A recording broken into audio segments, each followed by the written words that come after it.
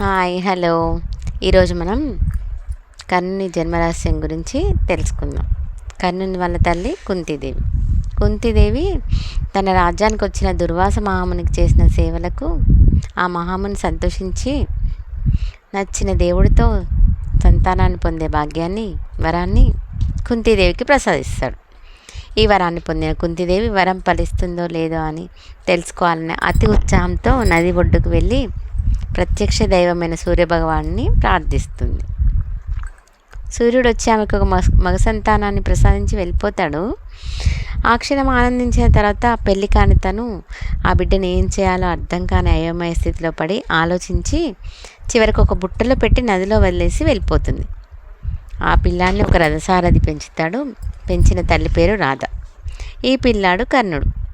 ఈ కర్ణుడినే రాధేయుడు అని కూడా అంటారు. పెంచిన తల్లి రాధ కదా, అందుకే రాధేయుడని కూడా అంటారు. ఈ కర్ణుడు సూర్యభగవానుడి అనుగ్రహంతో పుట్టడం వల్ల పుట్టుకతోనే సహజ స్వర్ణ కవచ కుండలాలతో పుడతాడు. ఈ కవచం కర్ణుడికి ప్రొటెక్టివ్గా ఉంటుంది. ఈ సహజ స్వర్ణ కవచ కుండలాల్ని ఒకానొక సందర్భంలో ఇంద్రునికి ఇవ్వాల్సిన పరిస్థితి, తన ఒంటి నుంచి వేరు చేసి ఇవ్వాల్సిన పరిస్థితి వస్తుంది. Thank you friends, bye.